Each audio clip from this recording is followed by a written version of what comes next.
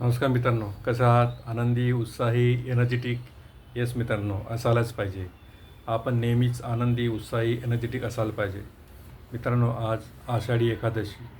आषाढी एकादशीच्या तुम्हा सर्वांना खूप खूप हार्दिक शुभेच्छा. चला विठ्ठलाला काहीतरी साकडं घालूया. त्या अगोदर साकडं घालायच्या अगोदर आपल्याला आपल्यासाठी पण काही काम करावं लागेल. म्हणून आजचा विषय नवीन विषय घेतलेला आहे आणि तो विषय म्हणजे मित्रांनो, तुम्ही तुमचं ध्येय किती मोठं आहे आणि ते स्वप्न तुम्ही आकड्याच्या स्वरूपात लिहिलं आहे का, हे आजचा आपला टॉपिक आहे मित्रांनो. मित्रांनो मित्रांनो एक प्रश्न होता माझा. तुम्ही स्वतःसाठी एक मोठी रक्कम किंवा काही रक्कम लिहून ठेवली आहे की मला ही रक्कम मला मिळाली पाहिजे किंवा मला ही रक्कम मिळवायची आहे, तर तुम्ही लिहिलेली आहे का? हा माझा एक प्रश्न आहे. तर मित्रांनो, जर लिहिली नसेल ते अमाऊंट काय पण असू शकते. 1,000 असू शकते. तर आपल्या विचारावर डिपेंड आहे. 1 कोटी असू शकते, 10 कोटी असू शकते, 10 लाख असू शकते. डिपेंड आपल्यावर आपण काय विचार. आणि हे आकडे केवळ स्वप्न नाही, तर ती तुमची भविष्यकाळातील वास्तव असू शकते. मित्रांनो, जर मनापासून काही इच्छा आपण केली आणि त्यासाठी प्रयत्न केले आणि न थांबता वाटचाल केली, तर ही रक्कम आपण मिळवू शकतो. तर ह्या व्हिडिओमधून आपण जाणून घेऊया काय असेल तुमचं ध्येय आणि लिखाणाचं महत्त्व काय आहे आणि आकड्याचे मनावर होणारे परिणाम काय आहेत, तसेच ध्येय अचीव करण्यासाठी 3 प्रभावी उपाय, ह्यावर आपण आज डिस्कस करणार आहोत. तर रेडी? तर उपाय नंबर 1, रोज तुमचं ध्येय लिहून ठेवा. जेव्हा आपण रोज सकाळी उठतो, स्वतःसाठी किती पैसे कमावायचे आहेत हे स्पष्ट आकड्यात लिहा. उदाहरणार्थ 10 लाख, 1 करोड, 1 अब्ज, जी फिगर तुम्हाला मिळवायची आहे रोज लिहा. मित्रांनो, लिहिण्याचं महत्त्व खूप जबरदस्त आहे आणि सोपडा एक लिखा. तर लिखण्याचं महत्त्व खूप मोठं आहे, तेव्हा रोज लिहा. आणि मित्रांनो, एक गोष्ट तुम्हाला सांगू इच्छितो. आपण देवाला मागतो, साकडं घालतो, सगळेजण मागतात. आज आषाढी एकादशी आहे, विठ्ठलाला भरपूर लोक साकडे घालत असतील. मित्रांनो, जर आपण कंपनीमध्ये काम करतो, कुठे काम करतो, तर आपण डायरेक्ट बॉसकडे जातो का? आणि डायरेक्ट बॉस तुमचं म्हणणं ऐकणार का? नाही, निश्चितच नाही. तर मित्रांनो, पहिले कोणाचं ऐकावं लागतं? पहिले मला स्वतःला ठरवावं लागेल, मला काय करायचं आहे, मी करतो का? जर मला कुठं काही प्रॉब्लेम आला तर मी कोणाला डिस्कस करणार? इमिजिएट बॉससोबत डिस्कस करणार. इमिजिएट बॉस त्याच्या सिनियरसोबत डिस्कस करणार, मग टॉप बॉक्सला जाईल. आपण डायरेक्ट जर देवाला मागणं केलं तर तुमचं म्हणणं पूर्ण होणार का? नाही होणार. कारण पहिलं आपल्याला ठरवावं लागेल आपल्याला काय करायचं आहे आणि नंतर आपल्याला त्यासाठी एक गुरु शोधावा लागेल. कारण डायरेक्ट देव कोणाला एंटरटेन करणार नाही किंवा बिग बॉस कोणाला डायरेक्ट एंटरटेन करत नाही. म्हणून आपल्याला एक गुरु शोधावा लागेल. ते गुरु आपल्याला मार्ग दाखवतील.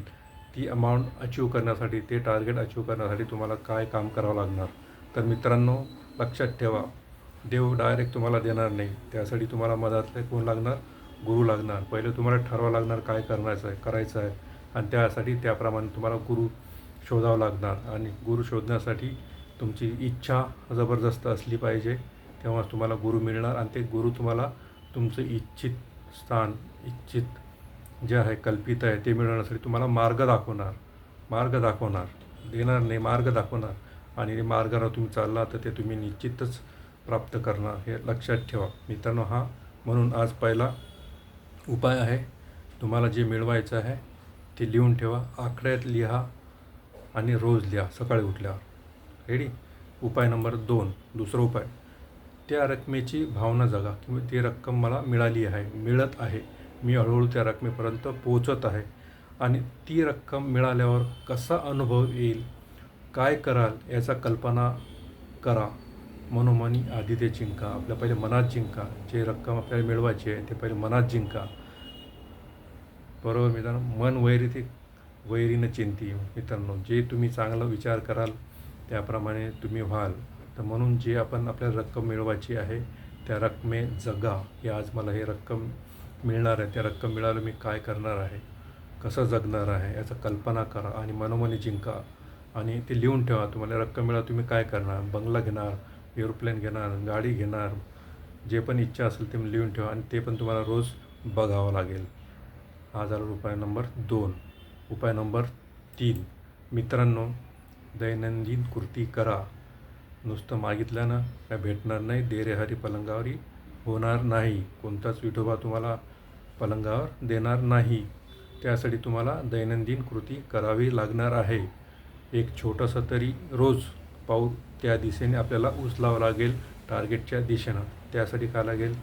प्लॅन करावं लागेल, प्रेझेंटेशन करावं लागेल, फोन कॉल करावं लागतील, भेटीगाठी कराव्या लागतील. प्रत्येक गोष्ट रिझल्टकडे नेणारी असेल.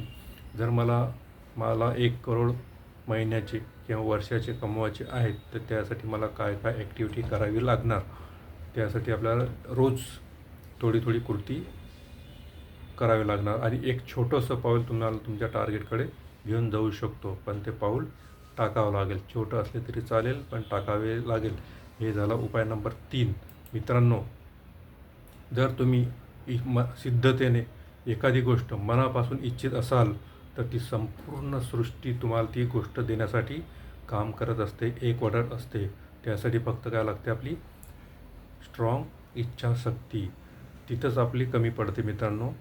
जर ही आपली इच्छाशक्ती स्ट्रॉंग असेल, तर संपूर्ण सृष्टी आपल्याला ती टार्गेट अचीव करण्यासाठी एकवट होते, कॉन्सन्ट्रेट होते. जसं भिंग उन्हात कॉन्सन्ट्रेट होतो, तसाच ही पण शक्ती आपल्याला कॉन्सन्ट्रेट होते. तर हे झाले 3 उपाय मित्रांनो मी सांगितलेले आहे. जरूर हा तुम्हाला व्हिडिओ आवडला असेल, तर तुमचं स्वप्न किती मोठं आहे तपासा आणि त्यासाठी वाटचाल सुरू करा. तयार राहा, कारण तुम्ही जसं विचारात तसं जग तुमच्यासमोर उभं असेल. तर मित्रांनो, हेच आजच्या व्हिडिओचं होतं. हा जर व्हिडिओ तुम्हाला आवडला असेल, लाईक करा, कॉमेंट करा आणि माझ्या चॅनलला सबस्क्राईब करा. धन्यवाद मित्रांनो. पुन्हा एकदा आषाढी एकादशीच्या हार्दिक शुभेच्छा. पुन्हा एकदा सांगू शकतो, विठ्ठल तुम्हाला नुसतं देणार नाही. त्यासाठी तुम्हाला प्रयत्न करावा लागेल, गुरु शोधावा लागेल, मेंटर शोधायला, तो तुम्हाला मार्ग दाखवेल विठ्ठलापर्यंत कसं पोहोचवायचं. मग विठ्ठल तुमच्या सर्व इच्छा पूर्ण करणार. जय हरी विठ्ठल. राम कृष्ण हरी, राम कृष्ण हरी.